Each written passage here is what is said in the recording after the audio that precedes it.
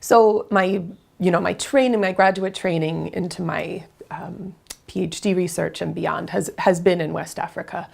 I was really interested in the ways that cities were being transformed by global capital in particular, and by migration in particular as well. And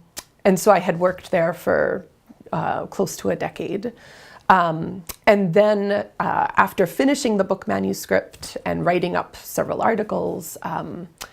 I was here at Smith and planning a new project that would take me back to Dakar, West Africa,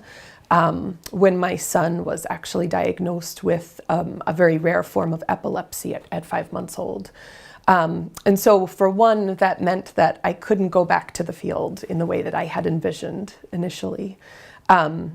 Because his care was centered here in the US, and there were lots of open questions about what was wrong and how we would handle it. And so as we were undergoing treatment for my son, I discovered this sort of underground at the time world of medical cannabis, which was fascinating.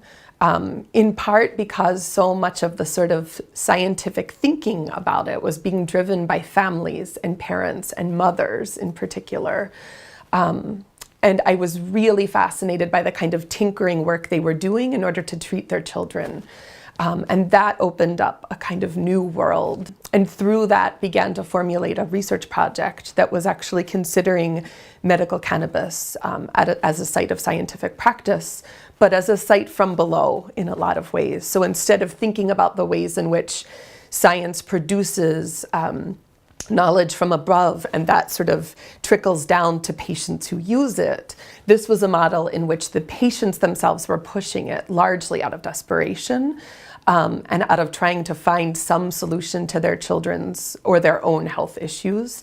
and that was driving a brand new industry in large part that was actually then from above.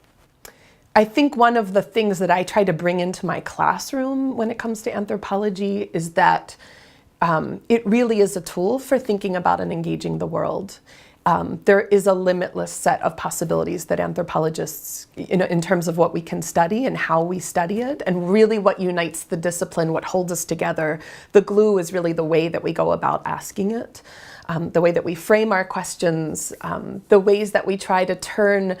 the assumptions we have inside out to see what's really there in a way. And what's interesting is that I think especially among female women anthropologists, we find that our initial project takes us far, far away. And then the realities of caregiving and of family, not even just having children, but having elderly parents or having other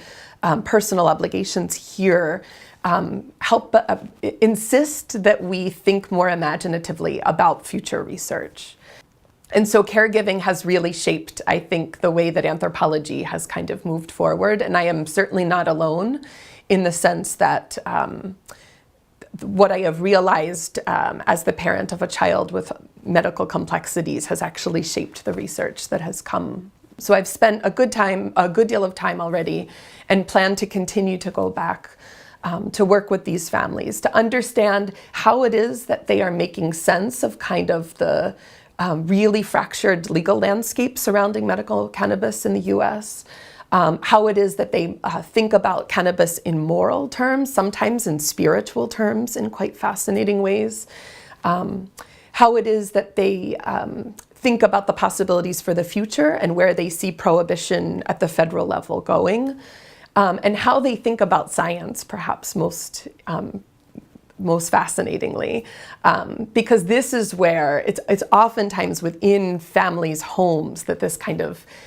fascinating tinkering is happening, and that what is happening there it ends up being what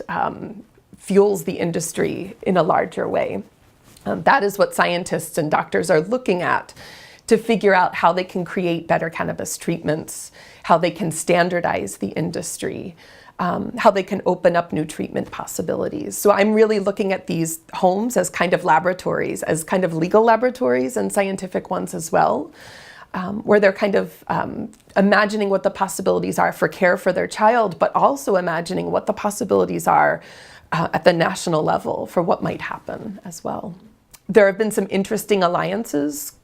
between parents of children with epilepsy and people, veterans, for instance, who are using it to treat PTSD, as well as people who are working on racial justice issues. And these sort of interesting alliances are what is pushing at local and state levels change that I think will also have a ripple up effect in a way. So I'm interested in studying how this is actually helping to unsettle what our notions of medicine are and can be, how it may be pushing us to think more expansively about what treatment might look like, and how, I mean, in many ways, how this is kind of rewriting the story of what science can be.